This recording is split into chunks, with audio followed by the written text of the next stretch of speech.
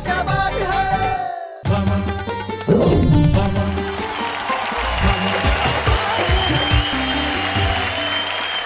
नमस्कार हिंदुस्तान के तमाम करोड़ों कविता प्रेमी श्रोताओं को, जो मैं जानता हूं कि इस वक्त इंतजार भी कर रहे हैं और सोच रहे हैं कि मैं कब कहूंगा वाह वाह क्या बात है। अचानक आज एक पुराने गीत की कुछ पंक्तियां दिमाग में आ गई। हरी हरी वसुंधरा पे नीला नीला ये गगन कि जिस पे बादलों की पालकी उड़ा रहा पवन दिशाएं देखो रंग भरी, चमक रही उमंग भरी, ये किसने फूल पे किया श्रृंगार है, ये कौन चित्रकार है, ये कौन चित्रकार है। कुछ कविताएं ऐसी होती है जिनकी कोई उम्र नहीं होती, वो हमेशा जवान रहती है। वैसे कुछ महिलाएं भी ऐसी होती हैं जिनकी कोई उम्र नहीं रहती, वो हर उम्र में जवान रहती हैं। लेकिन मैं बगैर किसी की ओर इशारा किए बुला रहा हूं मेरे साथी नेहा के मेहता को।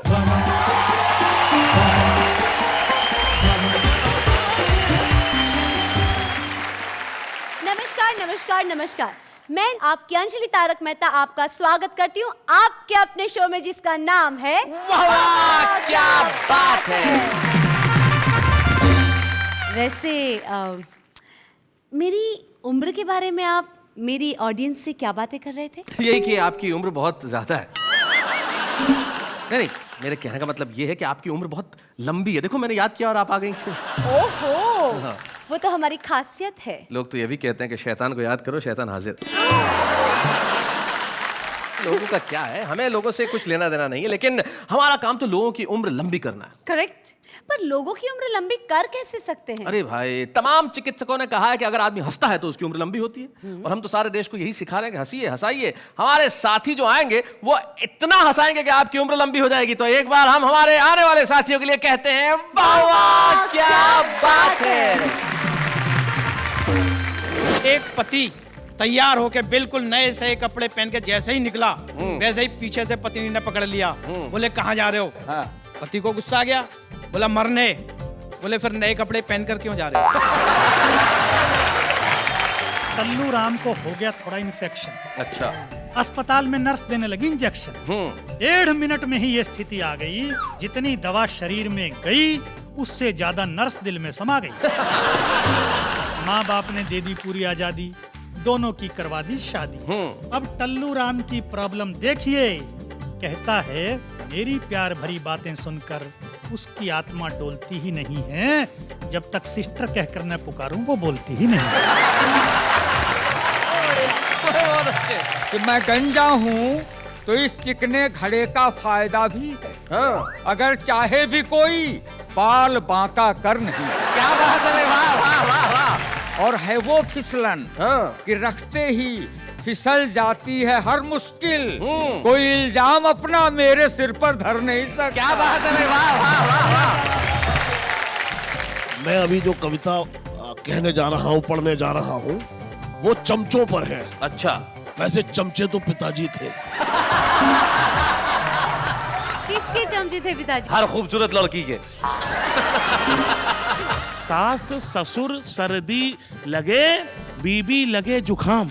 अच्छा। साला तो सर दर्द है, साली राहत बाम। हाय हाय हाय हाय हाय हाय।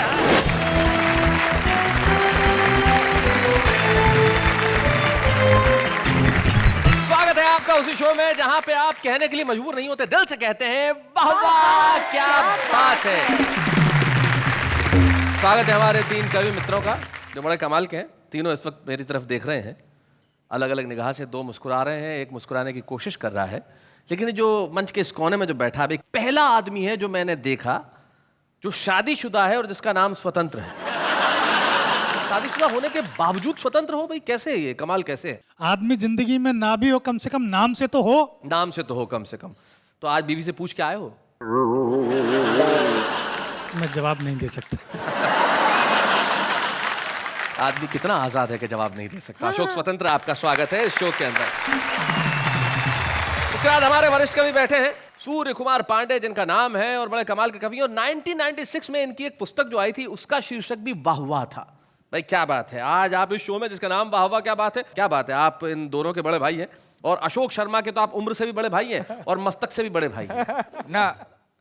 न सन्यास का मन, न वैराग्य का व्रत, न सन्यास का मन न वैराग्य का व्रत। अभी वो ही हरकत, वो हिम्मत, वो चाहत। आहा, बुढ़ापे में छेड़ो न किस्सा उल्फत, हाँ। जवानी की आदत यथावत सलामत। भाई देखिए, आपने कहा कि जवानी की आदत यथावत सलामत। आपने इसे काव्यात्मक पंक्तियों में कहा। जिन्होंने मुहावरा बनाया था उन्होंने एक लाइन में कह दिया था कि बंदर कितना ही बूढ़ा हो जाए गुलाट मारना नहीं छोड़ता। स्वागत है आपका सूर्य कुमार पांडे जी। अशोक शर्मा हैं जो दिल्ली में रहते हैं। क्या करते हैं दिल्ली में आप कविताएं लिखने के अलावा अशोक? दिल्ली में मैं पेट्रोलियम विभाग में हूँ। वो विभाग जिसने सारे देश को परेशान कर रखा है। हाँ ना, बढ़ते ही जा रहे हैं दाम। बिल्कुल सही। वहां दाम बढ़ा रहे हैं या लोगों के चेहरों पे हंसी बढ़ा रहे हैं, इससे अच्छा क्या हो सकता है। आप तीनों का स्वागत है। आप तीनों के लिए एक बार मैं कहना चाहता हूं, वाह वाह क्या बात है। तो तीनों हमारे साथ हैं। बोलो किसे बुलाया जाए सबसे पहले? उम्र की बात चल रही है तो आप हमसे बड़े हैं तो आप ही को ये मौका दिया जाए। क्या बात है। देखिए, महिलाएं कहीं भी ये जताने का कोई मौका नहीं चूकती कि वो उम्र में छोटी हैं, लेकिन आदमी का भूगोल अक्सर बता देता है कि इतिहास क्या रहा होगा। आपने काम मुझ पे सौंप दिया तो चलिए मैं उसी को बुला लेता हूं सबसे पहले जो स्वतंत्र है। अशोक स्वतंत्र, जोरदार तालियों से स्वागत करें हम।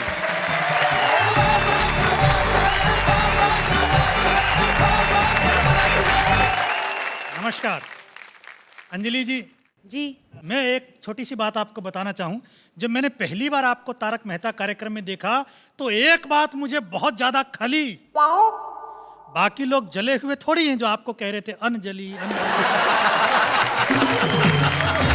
आजकल देश में बहुत बार चर्चा उठती है कि महिलाओं के लिए 1/3 आरक्षण होना चाहिए। तो मेरे एक मित्र ने पूछा कि ये 1/3 महिला आरक्षण का मसला क्या है। तो मैंने 2 पंक्तियों के माध्यम से उस विधेयक का सार बताने का प्रयास किया है। देखिए, बताइए कि 1/3 महिला आरक्षण का सार यही है, घर के 3 कमरों में से 1 आपकी पत्नी का है और 2 आपके नहीं हैं। बहुत अच्छे, बहुत बढ़िया।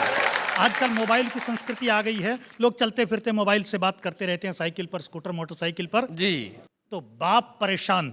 बच्चा पैदा हुआ तो गर्दन थी टेढ़ी, कंधे से चिपका हुआ था कान। डॉक्टर बोला बच्चे के बाप से, इसने ये गुण पाया है आपसे। दिन भर फोन को कान और कंधों के बीच दबाकर करते हैं बात। बच्चे ने इस गुण को माँ के पेट में ही कर लिया आत्मसात। बाप बोला कैसे विश्वास करें आपके दृष्टिकोण पर, मेरे पड़ोसी पति पत्नी ऐसे ही दिन भर चिपके रहते हैं फोन पर। कल उनके यहाँ पैदा हुआ बच्चा तो बिल्कुल सही है। डॉक्टर बोला ऐसा नहीं है, वहां माँ बाईं तरफ फोन दबाती है, बाप दाईं तरफ फोन दबाता है। 2 गलतियों के जोड़ ने आश्चर्यजनक प्रभाव दिखा दिया, बच्चे को बिल्कुल सीधा बना दिया। बच्चे को बहुत अच्छे। डॉक्टर की बात चली है तो एक छोटी सी घटना आपको बताता हूं। देखिए कि एक डॉक्टर से उसकी प्रेमिका बोली, ऐ मेरे हमजोली, रोज मिलते हो, कभी ये नहीं बताया तुम मुझे कितना प्यार करते हो। डॉक्टर बोला ऐसा नहीं कि मैं तुम्हारे लिए मर सकता हूं, अच्छा, पर तुम्हारा पोस्टमार्टम मैं फ्री में कर सकता हूं। भाई क्या मोहब्बत है, बहुत अच्छा। अच्छा, डॉक्टर की बात हो नर्स की ना हो, ऐसा कैसे हो सकता है? कैसे हो सकता है? कि टल्लू राम को हो गया थोड़ा इन्फेक्शन, अच्छा, अस्पताल में नर्स देने लगी इंजेक्शन। 1.5 मिनट में ही ये स्थिति आ गई, जितनी दवा शरीर में गई उससे ज्यादा नर्स दिल में समा गई। माँ बाप ने दे दी पूरी आजादी, दोनों की करवा दी शादी। अब टल्लू राम की प्रॉब्लम देखिए, कहता है मेरी प्यार भरी बातें सुनकर उसकी आत्मा डोलती ही नहीं है, जब तक सिस्टर कहकर न पुकारूं वो बोलती ही नहीं। कवि सम्मेलनों में अलग अलग डिजाइन के कवि रहते हैं। जी जी जी। अच्छा, वीर रस के कवि के साथ क्या स्थिति रहती है? जी। वीर रस का कवि घर पहुंचा तो देखा बेटे ने बहादुरी जताते हुए तोड़ दिया है घर का फर्नीचर और बाकी सारा सामान। बाप के दिल पर चली छुरी, बेटा अपने घर का सामान तोड़ने में कौन सी बहादुरी। बाप के ये शब्द बेटे के दिल पर कर गए चोट। बोला पिताजी याद करें आज से 10-12 साल पहले के हमारे परमाणु विस्फोट। जमीन हमारी, बम हमारे, फोड़े हमने और आपने पूरी दुनिया में जाकर मचाया शोर। देखो हमारी ओर हमारी बहादुरी के किस्से। अब मैं कहां से लाऊं अपने लिए परमाणु बम के किस्से? तो ये घर का सामान ही आया फोड़ने के लिए अपने हिस्से। भाई बहुत अच्छे, बहुत बढ़िया। मैं देश की राजनीति के बारे में 4 पंक्तियां सुनाकर अपना स्थान लेता हूं। जी। अपने देश में नेता हवा में किले बनाने में दक्ष होता है। जी जी। यहां हर पक्ष के अंदर ही उसका विपक्ष होता है, उससे भी बड़ा नजारा समक्ष होता है। यहां हर प्रांतीय दल में एक राष्ट्रीय अध्यक्ष होता क्या है। बात है, बहुत बढ़िया, बहुत अच्छे।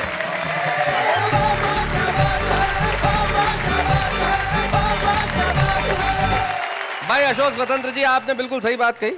वीररस के कवि के घर में ऐसा ही हो सकता है, बच्चा ऐसा ही कर सकते हैं। सूर्य कुमार जी, आप तो बड़े पुराने कवि हैं, आपने देखा होगा वीररस के कवि जब सुनाते हैं ना भाई क्या करते हैं, कई बार तो खबर इतनी जोर से पढ़ देते हैं जैसे लगता है कविता है। एक वीररस के कवि मंच पे आए और शर्मा बंधु का भजन बड़ा ही सुप्रसिद्ध, सूरज की गर्मी से जलते हुए तन को मिल जाए तरवर की छाया। अब इन्होंने वीररस में पढ़ा, आके खड़े हुए बोले सूरज की गर्मी से जलते हुए तन को मिल जाए तरवर की छाया, और ऐसा ही सुख मेरे मन को मिला है मैं जब से शरण तेरी आया। एक श्रोता खड़ा हुआ बोले भाया मेरे सोते बच्चे को क्यों उठाया? देखता हूँ अगली बार तुझे यहाँ कौन बुलाएगा वापस, इसको क्या तेरा बाप सुलाएगा? तो कुछ कविताएं जगाने का भी काम करती है, वो सिर्फ समाज को नहीं जगाती, बच्चों को भी जगा देती है। लेकिन एक व्यंगकार हमारे बीच में ऐसे हैं जो कुछ ऐसी कविताएं लिखते हैं जो हमारे भीतर कई सवाल जगाती है। अशोक शर्मा, जोरदार तालियों से स्वागत करें हमारे बीच।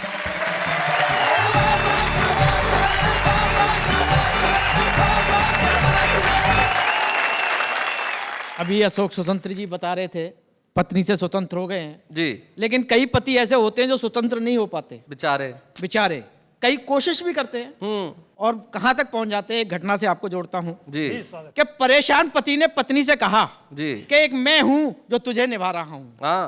लेकिन अब पानी सर से ऊपर जा चुका है इसलिए आत्महत्या करने जा रहा हूं। अच्छा। पत्नी बोली ठीक है, लेकिन हमेशा की तरह आज मत भूल जाना और लौटते समय चक्की से आटा जरूर लेते आना। कई बार ऐसा होता है कि पत्नियां भी दुखिया जाती हैं जी। कि दुखियाई पत्नी ने पति से कहा कि तुम रोज रोज नदी में छलांग लगाने की कहते हो, एक बार भी लगाई? पति बोला चैलेंज मत कर वरना करके दिखा दूंगा, अभी तैरना सीख रहा हूं। बहुत अच्छे। जिस दिन आ जाएगा छलांग भी लगा दूंगा। कई घटनाएं हो जाती हैं साहब। जी। अच्छा, एक तो पति पत्नी के साथ ही हुआ कि सुबह सुबह पत्नी ने पति को जगाया, लो। पति बड़बड़ाया, बोले 2 मिनट बाद नहीं उठा सकती थी? ऐसी क्या जल्दी थी? कितना अच्छा सपना दिख रहा था, राजा हरिश्चंद्र बना मैं और मेरा परिवार चौराहे पर बिक रहा था। पत्नी बोली फिर 2 मिनट में वहां कौन सी तुम्हारे लिए रोटी सीख लेती? मैं बोला बेवकूफ, 2 मिनट में रोटी सीखती ना सीखती, पर कम से कम तू तो बिक लेती। सूर्य कुमार पांडे जी, पत्नी की बड़ी बात कर रहे हैं, आप कुछ कहना चाहते हैं? क्यों नहीं, इनका मैं इतना पत्नी पुराण सुन रहा हूँ जी। अशोक शर्मा जी, आप कितनी मोहब्बत करते हैं। मैं तो ये कह रहा हूँ आप इन्हें देखिए और सुनिए, कितना शरीफ शख्स है, हाँ। पत्नी पे फिदा है। कितना शरीफ शख्स है, पत्नी पे कितना फिदा है। शरीफ शख्स है, पत्नी पे फिदा है। उस पे कमाल ये है कि अपनी पे फिदा है। अपना ही माल है, फिदा भी होना चाहिए उसमें।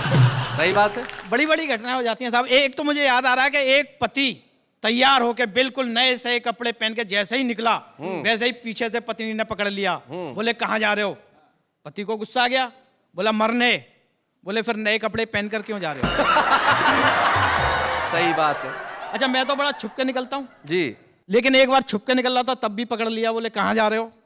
मैंने कहा 1-2 घंटे के लिए बाजार जा रहा हूं घूमने। बोले कहीं नहीं जाना, सब्जी मंडी चलना है। अच्छा। पत्नी के साथ सब्जी मंडी चला गया। मैंने देखा सब्जी मंडी में सब्जी वालों के बीच में एक डॉक्टर की दुकान थी साहब। अच्छा, डॉक्टर की दुकान। हाँ। अच्छा, मुझे बड़ा अटपटा लगा। मैंने सब्जी वाले से बात कर रहा हूं, आप कविता का आनंद उठा जी।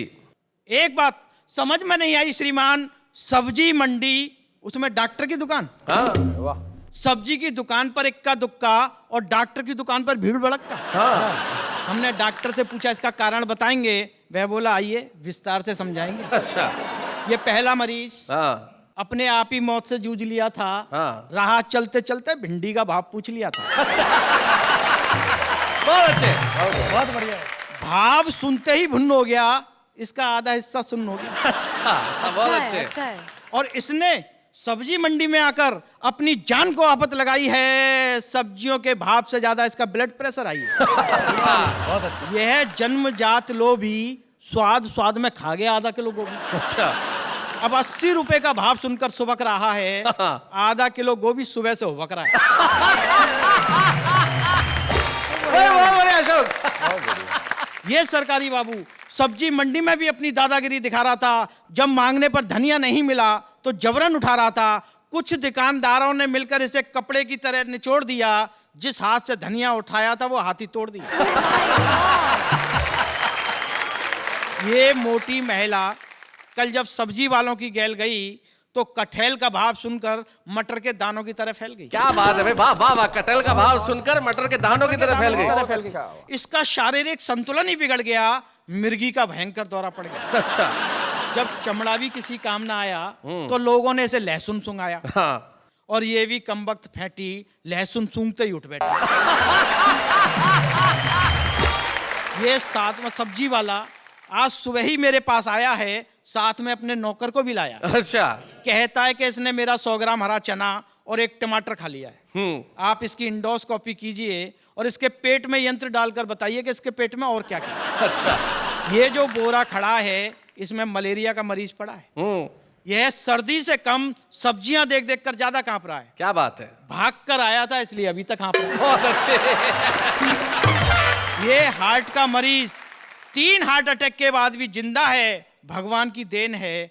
फिर भी कमबख्त प्याज का भाव सुनने के लिए बेचैन। बहुत अच्छा है। वो जिसके हाथ में दुनाली है, हाँ। उसके बेटे से किसी ने 700 रुपए की सब्जी छुड़ा ली है। ओहो। तब से वह बंदूक लिए ढूंढ रहा है। जिसने छुड़ाई है उसे ढूंढ रहा है। अंत में डॉक्टर बोला पता नहीं इस दुनिया में कैसे कैसे लोग हैं जो जरा सी महंगाई को भी सहन नहीं कर पाते हैं वाह। और मरने के लिए सब्जी मंडी में चले आते हैं। अगर उनका सब्जी मंडी में आना इतना ही जरूरी है तो सब्जी मंडी के बीच में एक डॉक्टर की दुकान खोलना हमारी लाचारी है, हमारी मजबूरी क्या है। बात है भाई अशोक, बहुत बढ़िया भाई, वाह।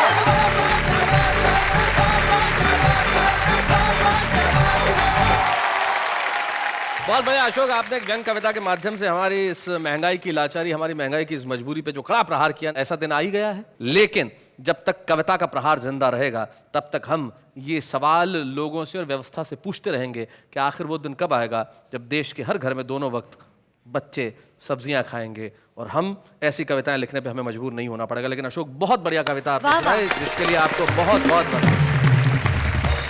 लेकिन आप बुलाते हैं हमें एक ऐसे शख्स को जो कई सालों से सब्जियों के भाव पूछ रहे हैं।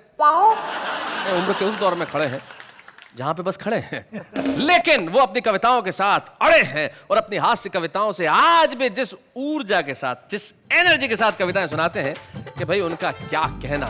सूर्य कुमार पांडे जी का सिर्फ नाम ही सूर्य नहीं है, सचमुच हास्य की कविता के आफताब हैं। आइए सूर्य कुमार पांडे जी।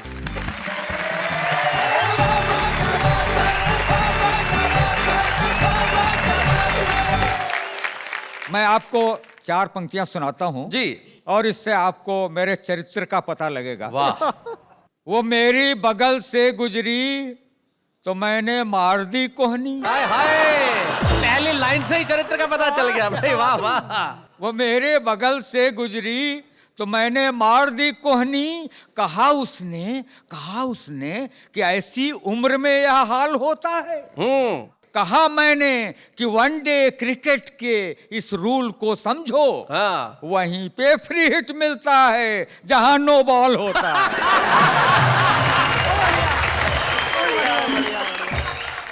सुनेगा 4 पंक्तियां जी। कि मैं गंजा हूं तो इस चिकने घड़े का फायदा भी है। हाँ। इस चिकने घड़े का फायदा भी है। अगर चाहे भी कोई बाल बांका कर नहीं सकता। क्या बात है भाई, वाह वाह वाह वाह भाई, बहुत अच्छे। अगर चाहे भी कोई बाल बांका कर नहीं सकता। और है वो फिसलन कि रखते ही फिसल जाती है हर मुश्किल। कोई इल्जाम अपना मेरे सिर पर धर नहीं सकता। क्या बात है भाई, बहुत अच्छे, बहुत बढ़िया भाई, वाह। कोई इल्जाम अपना। और एक ने रखने की कोशिश की तो उसका नतीजा क्या हुआ बताता हूं कि हाफ मैं भी हो गया और हाफ वो भी हो गया। हाफ मैं भी हो गया और हाफ वो भी हो गया। इश्क में होना था जो इंसाफ वो भी हो गया। और उसने मुझको घिस दिया साबुन की भट्टी की तरह। अच्छा। झाग तो आया बहुत पर साफ वो भी हो गया। झाग तो आया बहुत पर साफ वो भी हो गया। और मेरे टक्कल पे हंसते हो। हाँ। अमा नादान हो तुम भी।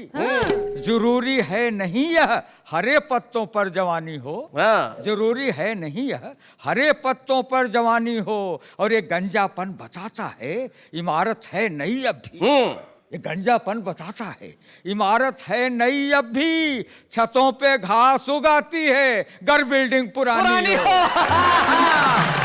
भाई बढ़िया बात है, क्या बात है। तो और आपको 4 पंक्तियां और सुनाता हूँ। पतझड़ में भी बहार के रखता हूँ तमन्ना।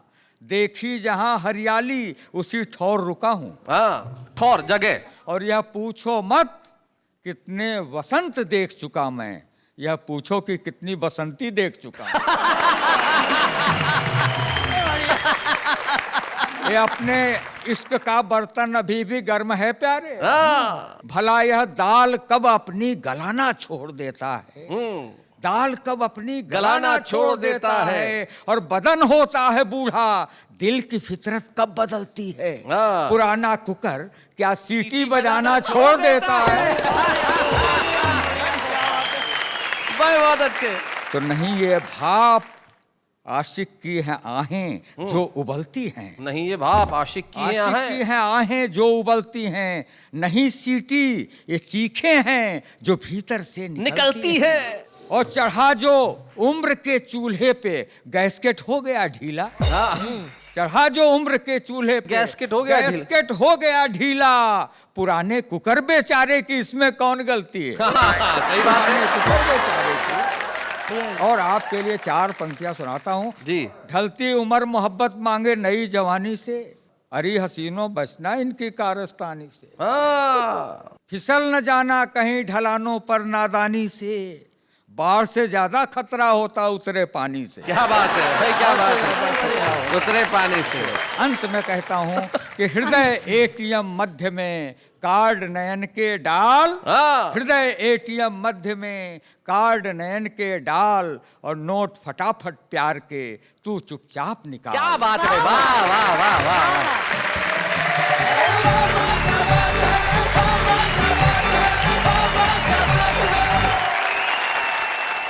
वैसे इस बात पे से एक बात बताइए। हाँ बताइए, पूछिए पूछिए। शादी करने की सही उम्र क्या होती है? आपकी निकल गई। नहीं, मेरे कहने का मतलब ये है कि इस सवाल का जवाब मैं क्या हमारे मित्रों से पूछते हैं। भाई आप बताइए अशोक शर्मा जी, आपके हिसाब से शादी करने की सही उम्र क्या होती है? जब मूड कर जाए। जब मूड कर जाए। भाई वाह वाह, क्या बात है। स्वतंत्र जी जरा आप माइक उठाइए। शादी उस दिन कर लेनी चाहिए जिस दिन आपकी पत्नी की हो रही है। बहुत अच्छे। पांडे जी। नहीं, ये लोग मजाक की बात कर रहे हैं। इनकी शादी की उम्र सही वही होती है जब आप 18 साल की हो जाएं जी तो आपको कर ही लेनी चाहिए। अभी आप हुई कि नहीं हुई?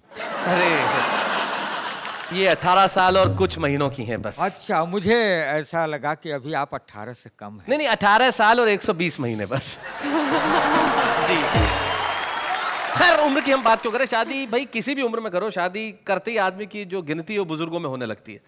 हाँ और क्या अशोक। आज पता चला क्या कि सब लोग आपको इतना रिस्पेक्ट क्यों देते हैं, बुजुर्ग।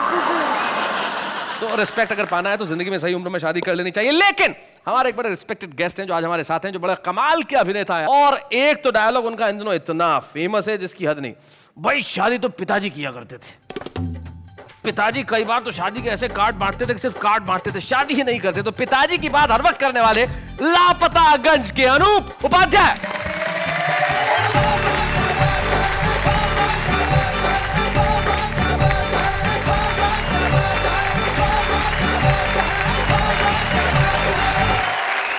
भाई अनूप उपाध्याय जी, बड़ी देर कर दी, मेहरबान आते आते पहले क्यों नहीं आया आप इस शो में?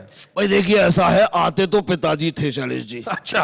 और आते थे तो फिर जाते नहीं थे। हाँ। जब लोग उन्हें भगाते थे तब जाते थे। हमने भी आपके पिताजी को ही बुलाया था, आए आप हैं। पिताजी थोड़े से व्यस्त हैं जी। तो जब वो व्यस्त होते हैं तो उनकी जगह हम आ जाते हैं। जी। मैं आपको बताऊं शैलेश जी, मैं अभी जो कविता कहने जा रहा हूं, पढ़ने जा रहा हूं, वो चमचों पर है। अच्छा। वैसे चमचे तो पिताजी थे। किसके चमचे थे पिताजी? हर खूबसूरत लड़की के। तो पिताजी मुझे बचपन में ये कविता सुनाते थे। उन्होंने ये नहीं बताया था गलती से कि इनके कवि कौन है। जी। मुझे माफ करिए कि नाम नहीं पता शैलेश जी, इसलिए सुना। माफ कीजिए। जी जी। अगर चमचे नहीं होते तो मक्खन की महत्ता को समझ पाते नहीं प्राणी। वाह न जिंदाबाद के नारों को मिल पाती अमरवाणी, वाह। और सभाओं में जुलूसों में कभी क्रंदन नहीं होता। हाँ। किसी बिल्ली के माथे पर पुता चंदन नहीं होता, क्या और बात? गधों का इस तरह महफिलों में अभिनंदन नहीं होता अगर चमचे नहीं होते। आज की महफिल में आपका अभिनंदन है। आप कहना चाहते हैं कि हम गधे हैं? अरे नहीं नहीं सर। वैसे मैं ये कहने में कोई वो नहीं करूंगा, वैसे गधे तो पिताजी थे। पिताजी ने मुझे हर तरीके से माफ कर दिया है। जी। कहा है, बेटा मेरी खूब बदनामी भी करना और मेरा खूब नाम भी करना। लेकिन इसी बहाने आप एक ऐसे बेटे तो हैं जो कम से कम दिन में 100 बार पिताजी का नाम लेते हैं। जी, इसलिए आजकल तो पिताजी बेटे को ऐसे प्रणाम। हो गए कि पिताजी को पूछते ही नहीं है। भाई क्या बात है अनूप भाई, वाह वाह वाह, बहुत बढ़िया। जी। हमारी सभ्यता केवल प्रणामों तक सिमट जाती, वाह। न झुककर दंडवत होते, चरण वंदन नहीं होते अगर चमचे नहीं होते, क्या बात है भाई, बहुत अच्छे। तो कवि सम्मेलनों में तालियों को कौन बजवाता? सही बात है। कव्वालियों को, गालियों को व्यंग कविता कौन बतलाता? वाह। उठाता कौन बिस्तर बोरिया संयोजकों की, क्या बात है। और खिलाता कौन उनको दूध में टॉफी मिलाकर? हाँ। और किसी अफसर के घर बाजार से सब्जी नहीं आती, ना कुछ ऑफिस में हो पाता, ना ये सरकार चल पाती अगर चमचे नहीं होते। क्या बात है, मैं बहुत अच्छा। जी। बस यही कुछ पंक्तियां याद रही हैं जो पिताजी ने बचपन में सुनाई थी। आपका बहुत बहुत आभार अनूप, आप कमाल के अभिनेता हैं और आपने यहाँ आके जिस ढंग से कविता सुनाई है, क्या बात है। जोरदार तालियां आपके लिए, मैं यही कहूंगा, वाह वाह क्या बात है।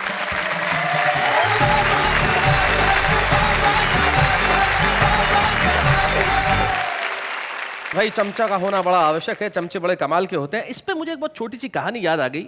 हुआ यूं कि एक बार अकबर जो है वो बैंगन खा रहे थे, बीरबल पास में ही खड़े थे। तो अकबर को सब्जी इतनी बुरी लगी कि क्या सब्जी है, हाँ ये किसने सब्जी बनाई, घटिया सब्जी। तो बीरबल बोले, हुजूर ये तो बैंगन है, इसका तो नाम ही बेगुन, जिसमें कोई गुण नहीं हो। कुछ दिनों बाद की बात है, अकबर फिर से खाना खा रहे थे, उस दिन भी बैंगन की सब्जी बनी थी। और अकबर ने कहा, भाई वाह क्या सब्जी है। तो अब बीरबल बोले, सर ये तो अकेली सब्जी है बैंगन, जिसके सर पे ताज है, तो ये तो सब्जियों का बादशाह है। तो अकबर चौंके और बीरबल से कहने लगे, भाई उस दिन तो तुम कह रहे थे कि इसमें कोई गुण नहीं है, आज कह रहे हो सब्जियों का बादशाह है। तो बीरबल कहने लगे, हुजूर मैं आपका गुलाम हूं, बैंगन का नहीं। तो जिंदगी में इस तरह की चीजें बड़ी जरूरी होती है। कोई तो कहे कि भाई हम आपके गुलाम हैं, ऐसे लोग आजकल कम मिलते हैं, लेकिन कुछ लोग हैं जो जिंदगी के अंदर बहुत दिनों तक छुपे नहीं रह सकते। वो होते हैं हमारे छुपे रुस्तम। तो हम एक ऐसे छुपे रुस्तम को बुलाना चाहते हैं जिनके पिता सचमुच एक बड़े प्रसिद्ध कवि थे। इलाहाबाद अंचल के अंदर कैलाश गौतम जी के दोहे आज भी इतनी इज्जत के साथ पढ़े जाते हैं, उनकी कविता इतनी इज्जत के साथ सुनाई जाती है। उनके पुत्र श्लेष गौतम जो आज इलाहाबाद से हमारे बीच में आ रहे हैं, आज तो छुपे रुस्तम है, लेकिन मैं जानता हूं कल वो अपने पिता की तरह बड़ा नाम करेंगे। श्लेष गौतम।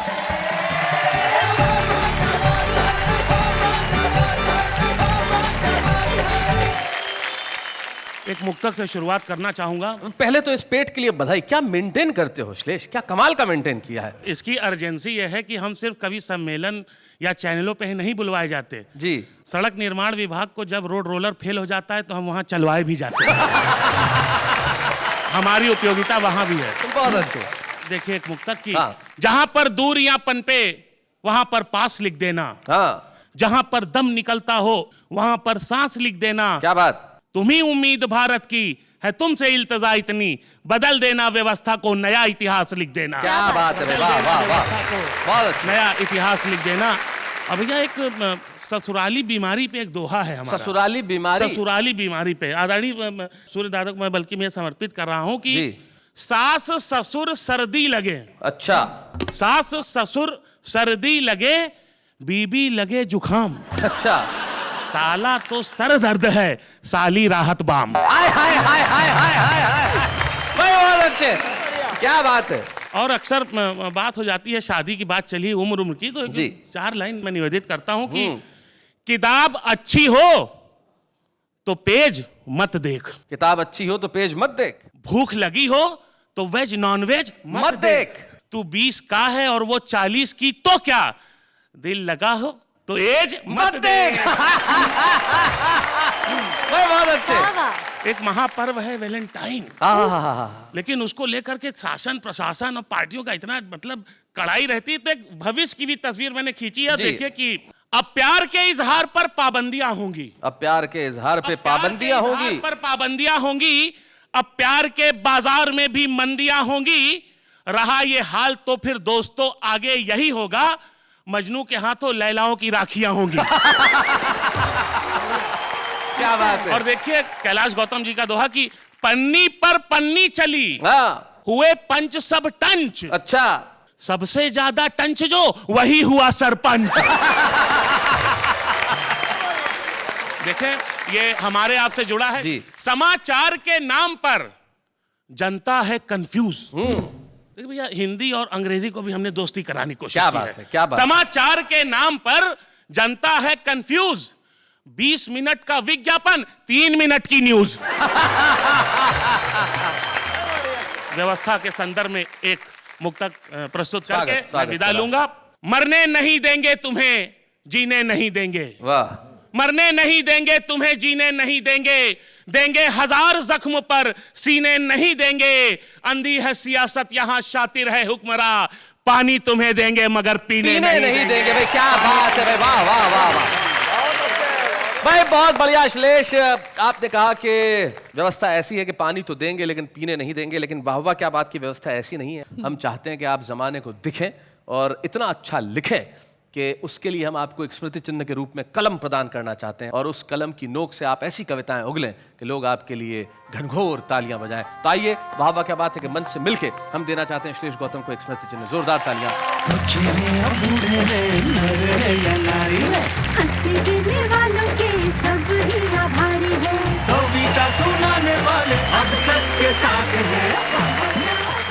श्लेष, मैं नई पीढ़ी को बताना चाहता हूं जो इस अर्थ नहीं समझते, हिंदी में बहुत सारे अलंकार हुआ करते हैं, श्लेष उनमें से एक अलंकार है। क्या बात। और अलंकार सिर्फ हिंदी व्याकरण का ही एक शब्द नहीं है। हम अगर किसी को पुरस्कृत करते हैं तो भी कहते हैं अलंकृत किया है। तो एक अलंकार आज आपके जीवन में जुड़ा है। वाह वाह के इस मंच पे हम चाहते हैं कि जीवन में आप और आपके जीवन में इसी तरह से इनाम बरसते रहें। गला साफ क्यों कर रही हैं?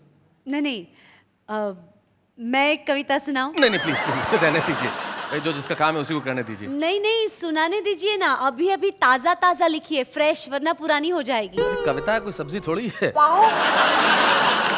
नहीं, वो कविता में सब्जी जैसा स्वाद है। अच्छा, सुनाइए जरा क्या है। अर्ज किया है। जी कीजिए। जिस भी दिन आप सज धज के निकले घर से, तो लड़कियों ने देखा और चीख उठी डर से। ताली बजा दीजिए, कविता तो लिखिए प्लीज प्लीज बजा दीजिए। इन्होंने कोशिश तो की, और कोशिश जीवन में बड़ी जरूरी है। हमारा जो आम आदमी है कोशिश बहुत बढ़िया करता है, 1 लाइन में, 2 लाइन में, 3 लाइन में, लेकिन क्या क्या सुनाता है आइए जरा देखते हैं। कॉलेज की 4 दीवारी में अजब सा खेल होता है, खेल खेल में 2 दिलों का मेल होता है, और इसीलिए हर साल पप्पू फेल होता है। बेखुदी की जिंदगी हम जिया नहीं करते, मोहब्बत है तो वो खुदा के इजहार करे, पीछा हम भी किसी का किया नहीं करते। हर महीने दोस्त मिल जाते हैं रास्ते पे, पर कॉलेज की फीस खत्म हो जाती है नाश्ते पे। ना तेरे आने की खुशी, ना तेरे जाने का गम, जा बहन जा, कोई दूसरी पटा लेंगे हम। छोटे से डब्बे में चावल का दाना, बुड्ढे ने आंख मारा बुड्ढा दीवाना। लम्हा लम्हा वक्त गुजर जाएगा, चंद लम्हों में एग्जाम आ जाएगा। अभी वक्त है पढ़ लो दोस्तों, वरना पास क्या तुम्हारा ससुर कराएगा।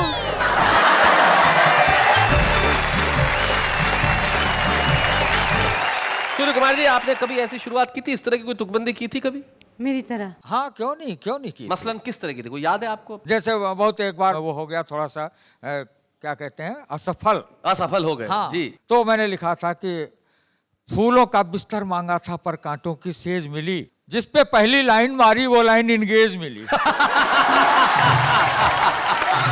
देखिए सूर्य कुमार पांडे ये कहते हैं एक बार जब असफल हो गए, लेकिन उसके बाद जो सफलता की सीढ़ी उन्होंने चढ़ी, तो आज वो इस मंच पे हमारे आज सम्मानित कवि के रूप में है। हमें इस मंच को बड़ी खुशी होगी जब हम सम्मानित करें सूर्य कुमार पांडे जी को। बच्चे हैं या बूढ़े हैं, नर है या नारी है, हंसी देने वालों के सब ही आभारी है। कविता सुनाने वाले अब सबके साथ हैं। और जैसी की परंपरा है कि जिस कवि को हम सम्मानित करते हैं उसके परिवार का कोई सदस्य या मित्र यहाँ उपस्थित रहता है। सूर्य कुमार पांडे जी का परिवार कविता का परिवार है, उनका अपना परिवार तो लखनऊ में है ही, और हमें बड़ी खुशी है कि हमारे युवा पीढ़ी के एक कवि यहाँ पे उपस्थित हैं जो पांडे जी से बेहद प्रभावित भी हैं, और पांडे जी और उनका और हमारा सबका बड़ा साथ रहा है। दीपक गुप्ता एक युवा पीढ़ी के ऐसे कवि हैं, तो हम चाहते हैं दीपक इस मंच पर आए और हम उनसे कुछ बातचीत करें। दीपक आइए।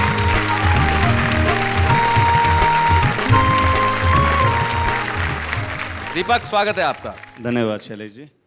कोई खास किस्सा याद है पांडे जी का कुछ? अपने से जो वरिष्ठ कवि हैं अक्सर हम उन्हें चाचा जी का संबोधन देते हैं। आप इन्हें चाचा जी और कहते हैं। चाचा जी के किस्से तो सनसनीखेज रहती हैं, लेकिन सनसनीखेज? मुझे एक घटना याद आती है कि शादी के कुछ साल बाद दिलाते हुए पुराने दिनों की याद, चाची ने चाचा से कहा, देखो जी रोशनदान पर बैठे कबूतर कबूतरी कितने ढंग से प्यार कर रहे हैं, और एक आप हैं सुबह से अखबार पढ़ रहे हैं। देखिए अजी मेरी बात पर ध्यान दो, इन पंछियों को देखकर की अकल से काम लो।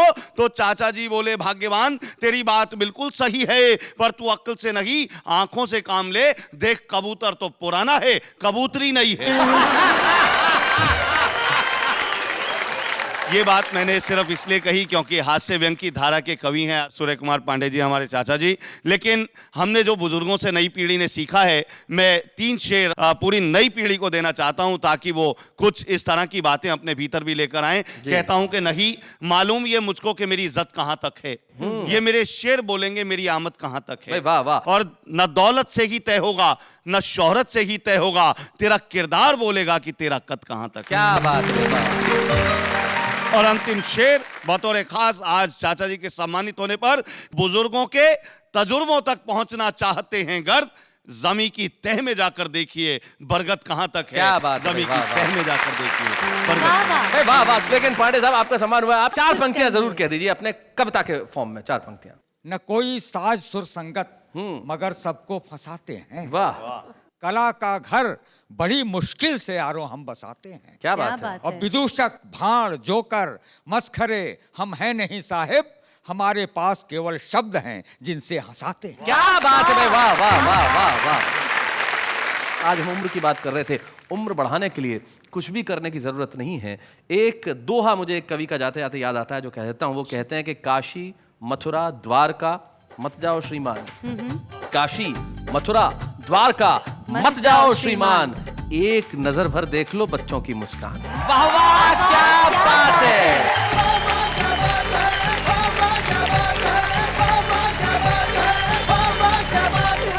ऐसे और भी मजेदार वीडियो के लिए हमारे चैनल को लाइक, शेयर और सब्सक्राइब करें।